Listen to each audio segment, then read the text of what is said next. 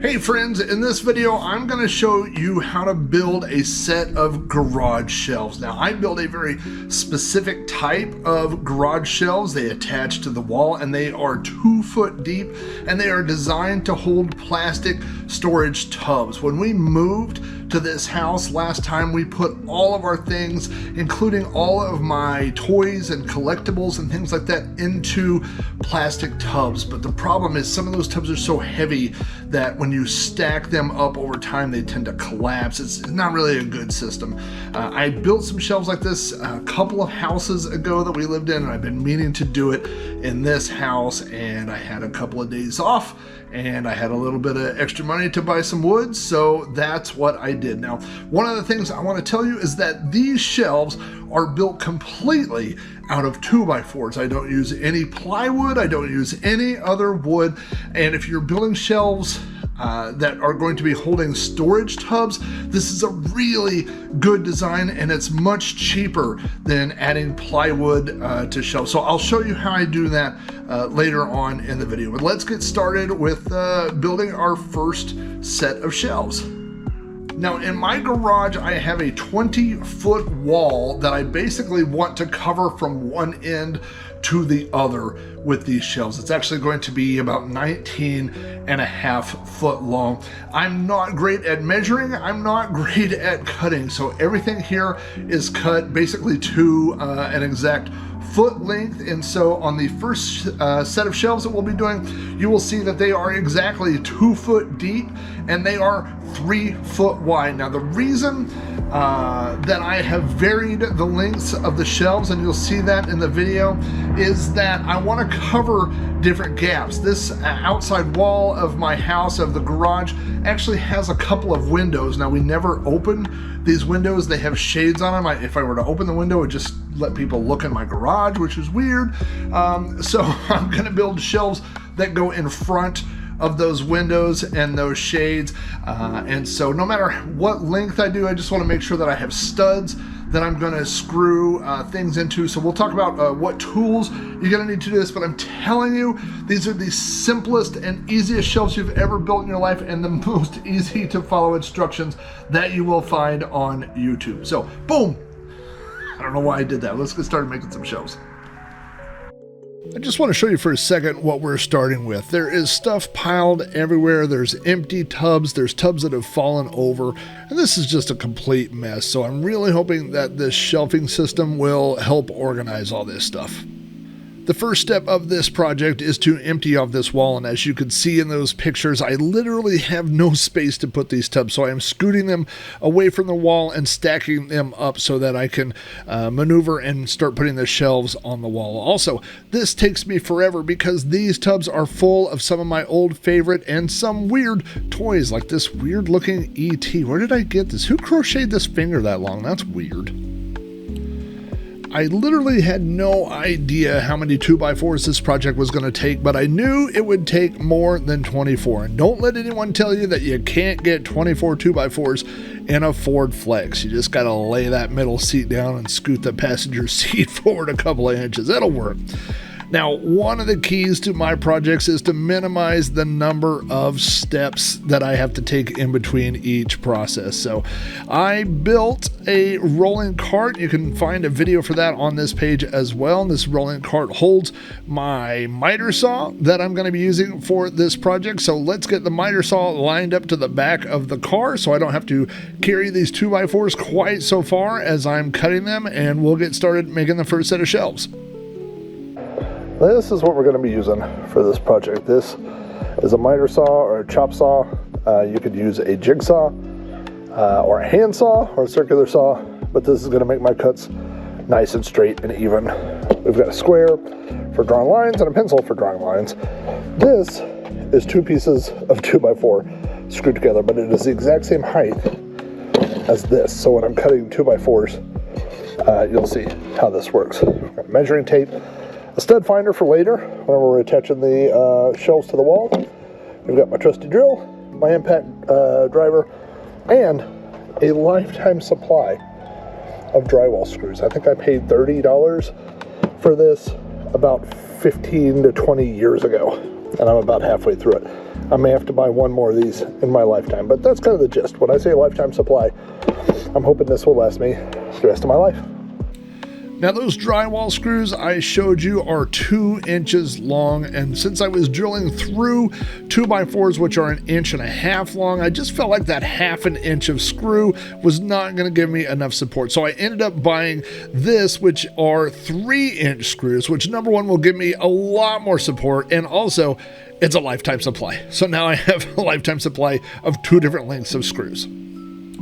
So the first set of shelves I'm going to build are going to be 3 foot wide and 2 foot deep. Now conveniently, 3 plus 3 plus 2 is 8, which is how long a 2x4 is. So I'm going to start chopping these 2x4s and getting 2 3-foot pieces of 2x4 and 1 2-foot piece of 2x4, which I will then start to assemble the shelf. So each shelf is going to take 2 2x4s, at least for these ones that are 3 foot wide. Now, currently, and this is in the fall of 2024, a 2x4 here in Oklahoma costs $3.50, which means each level of these shelves is going to cost me $7. It's funny, I looked back at some notes. I built the exact same type of shelves 20 years ago, and back then I said that a 2x4 cost $2. That's inflation for you.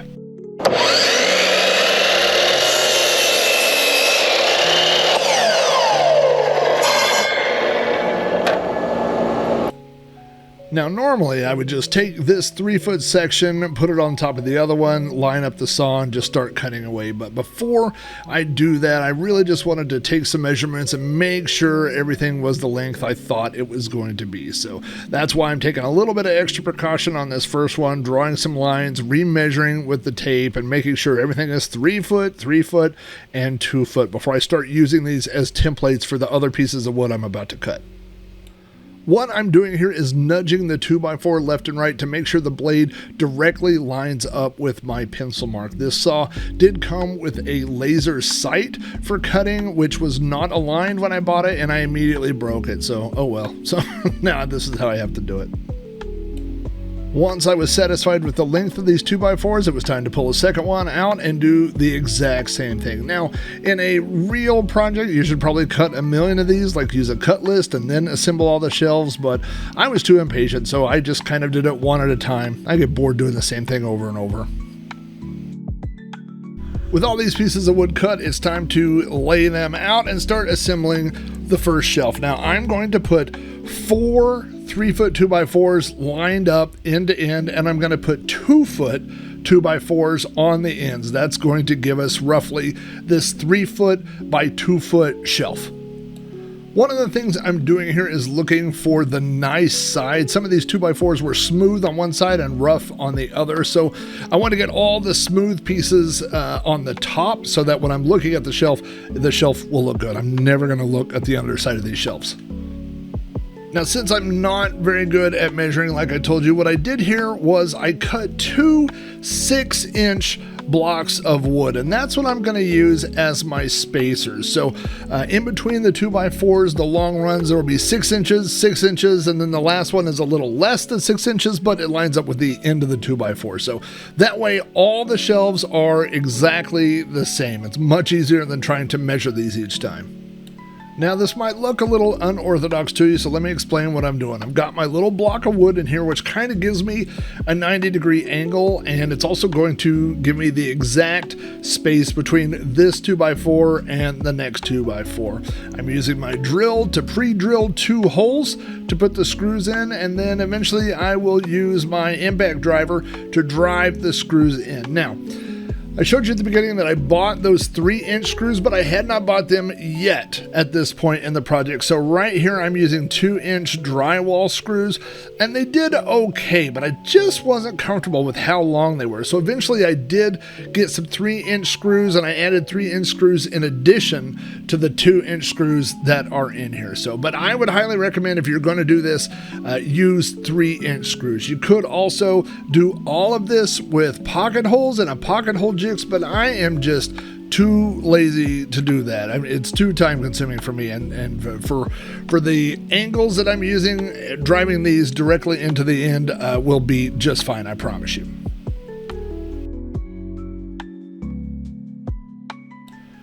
So again, with the holes pre-drilled, I am just driving those screws in as far as they will go. I'm also holding the end of the 2x4 straight up and down so that everything lines up.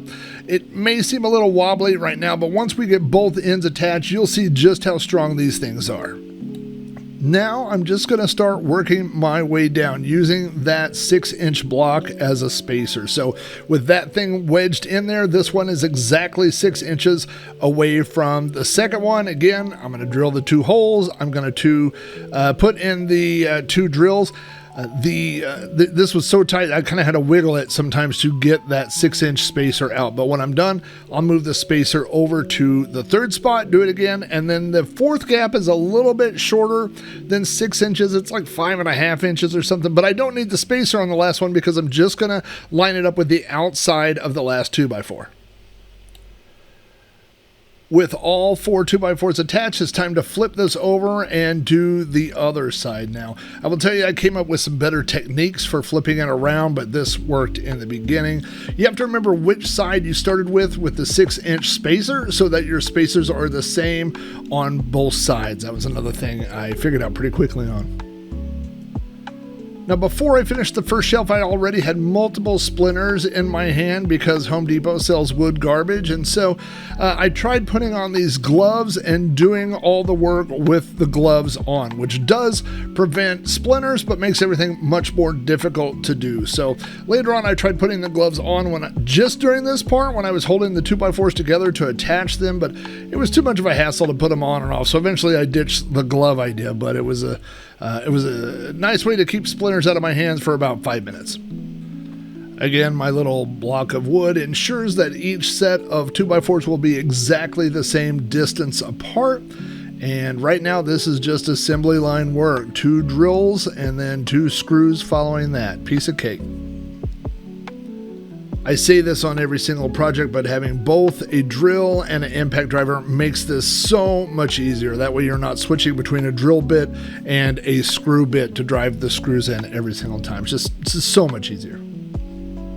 When you are finished, your shelf should look something like this. The long pieces here are 3 foot and the short ones are 2 foot. Again, I used exactly 2 2x4s for this shelf, so this shelf cost me $7. You can divide out the length of a 2x4 by the foot if you want, if you're making shelves of a different width, and I'll be doing that shortly. But because I'm only putting tubs on these, those 2x4s in the middle will be enough support for everything. I won't need to add a piece of plywood, which will greatly raise the price of your shelves. So once you get in your groove, it doesn't take very long to churn these things out, especially if you're doing them all the same length over and over, which is what these are. So if you make a cut list, it goes a lot faster, so you're not switching between cutting and drilling. But again, like I said, I get easily bored, so I alternate back and forth between the two. Before getting started, I want to sweep out all the cobwebs and everything here for a couple of reasons. One, because I'm going to be working right here, but number 2, it's going to be a lot easier to sweep this stuff out now than when the shelves are in place. This is why this project took me so long. Now remember when we used that block of wood as a spacer? We're going to do the same thing to make the heights of our shelves. Now I made a grave mistake in that I did not use the biggest tub that I own for this, which means eventually I had to bump these up a couple of inches. But what I'm going to do is put the tub on the ground. I'm going to place 2 2x4s vertically, just set them on top of this tub, and then I'm going to set my shelf on top of that. I'm going to do that same thing on every single shelf that I put in here so that they're all exactly the same distance and I don't have to measure any of that stuff. This is so much faster and so much easier than what other people do, I promise you. Now what I'm doing here is using my stud finder to find where the studs are in the wall. I'm drilling a hole and then driving those long screws into the studs so that this thing will be securely held up against the wall. I get a little bit better footage on it on the second shelf above this one, which I'll show you here in just a second. After drilling holes and putting screws into every stud I could find in the wall, the last thing I'm going to do is put this vertical 2x4 to support the front quarter. Now this is going to seem a little wobbly at the moment, but as the shelves come together, you'll see just how sturdy this thing is. You might notice that I've pulled out my level. I'm going to use that level to make sure that this vertical 2x4 is straight up and down on both sides, and also that my first shelf is level. If the first shelf is level, every other shelf is going to be level using this system. Before we go much further, let's test these shelves and see just how much weight they'll hold. Yeah, they hold me with no problem, and trust me, I weigh a lot more than any of the tubs I'm going to put on these. Let's call this a success. Alright, let's get started with this second shelf. The first thing we're going to do is throw the tub up on top of the first shelf. We want to make sure that it's level on those 2x4s. We're going to use our actual level to make sure that the top shelf is completely level, but the more level you can get this tub, the easier that will be. The next thing we're going to do is toss our spacer 2x4s on top of that tub. Now, one thing that I found later on is that it's kind of easier to lay them flat and then rotate them up on end. I was constantly fighting them falling over by doing it this way, so I learned that the other way makes it a little bit easier. Next, we're going to grab that shelf we finished and throw it right up on top of this. Again, we've got the vertical 2x4s, so we know that every shelf is going to be exactly the same height. And so, just like the first shelf and with every shelf, we're going to use the stud finder to find where the studs are in the wall. We're going to drill holes, and then we're going to put screws into the studs. This not only makes it super strong, but also pulls those 2x4s directly up against the wall. Now, I guess I could have drawn a vertical line where the stud was and not used the stud finder every time, but it didn't take that long. It wasn't a big deal. And so this isn't really rocket science. I just kept building shelves and then kept using my spacers and then kept adding shelves on top of those shelves until it went as high as I wanted to go. I think what I finally did on this first set was went 4 shelves high, which was just high enough to clear my windowsill. Now, here's what the problem is. As you can see, if I made another 3-foot section of shelves, it's going to be in the window, and I'm going to have a break on a shelf, and I really don't think that's going to support the amount of weight that I want. So that's why on the next set of shelves, I'm going to make them 6 foot wide instead of 3 foot wide. That way they will cover the entire gap of this window, and I'll be able to attach it on a stud on either side to give me the support I need. Now, it might surprise you, or maybe it wouldn't, that building 6 foot wide shelves is exactly the same as building 3 foot wide shelves, with one very important difference. The pieces of wood that you put in the middle are 6 foot long instead of 3 foot long. Okay, that was stupid, but the point is that they are identical. For these, I'm cutting 6 foot and leaving 2 foot that I will use on the ends. Of course, this ended up with a lot of spare 2 foot pieces of wood, but I'll build something out of those someday. I'm doing everything the same way that I did with the first round of shelves. I'm using that 6-inch block of wood as a spacer. I'm lining up my 6 foot 2x4s here. I'm drilling pilot holes with my drill, and then I'm going to put those 3-inch screws into the end of each of these pieces of wood. I bought those Lifetime Supply 3-inch screws. I think they were about $45 from Home Depot, and when I'm dead, you guys can fight over who gets them, because I will not run out of those in my lifetime. So here is the second shelf that I started on. This one is 6 foot wide instead of 3 foot. These 2x4s on their side will hold about 1,000 pounds each, so I'm really not worried about the amount of weight that it will hold. Again, by making it this long, I can attach it to studs on either side of this window and give myself a lot of support. Now, even with my 2x4 spacers under here, you can see it doesn't line up exactly right, and I really want it to. So I'm going to show you a little trick on how to do that. By using one of these quick jacks, I can lift the levels up and make them exactly even. And then while it's even, that's when I'll drill my holes and put the screws in so that it is exactly level on this side. And then I'll use my plastic level to make sure that the other side is level as well.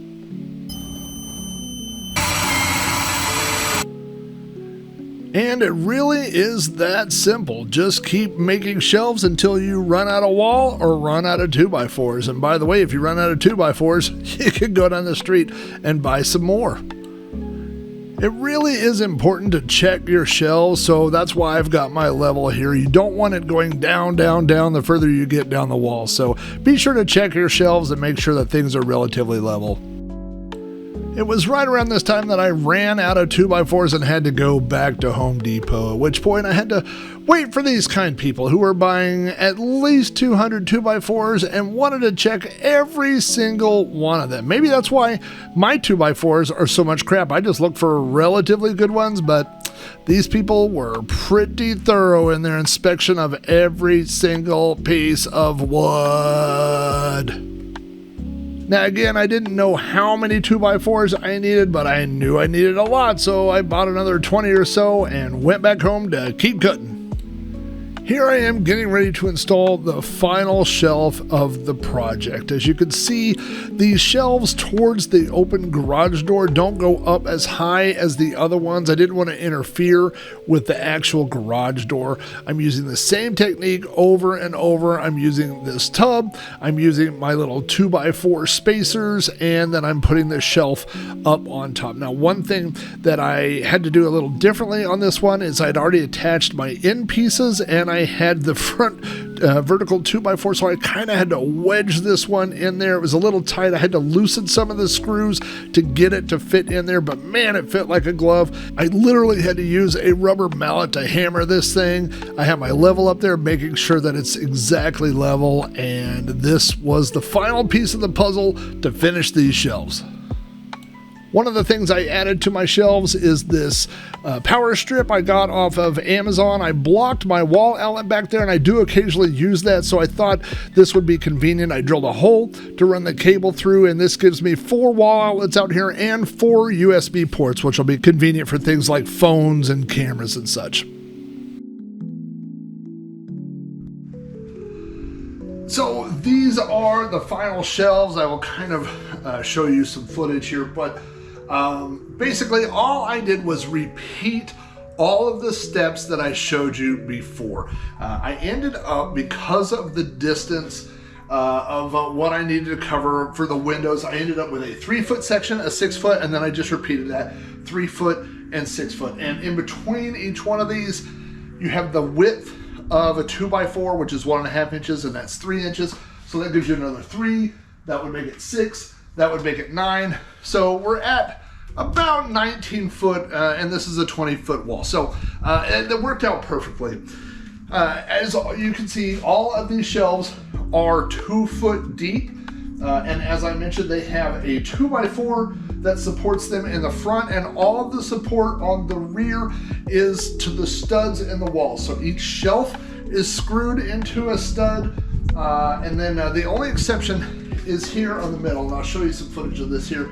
But this one in the middle, I had to cut out because we have a controller for a sprinkler system. The sprinkler system is completely turned off, but I didn't want to block access to it. So for that reason, I kind of left the last 2x4 off, and since these are screwed to the studs, that prevented me from attaching it to a stud. So I put a 2x4 in the rear of that one as support as well. But you saw the footage of me sitting on the shelves earlier. They are super sturdy. I mean, they will hold hundreds and hundreds of pounds. These tubs are not that heavy. So, and again, I'll show you over here on this shelf. What I did was literally I cut and flattened an Amazon shipping box and laid it on here. And because those 2x4s are so close together, it works exactly like a shelf. So if I need to modify one of these to use a shelf to stack things on that I'm selling or something like that, I can do that as well. And I can just pull that off if I need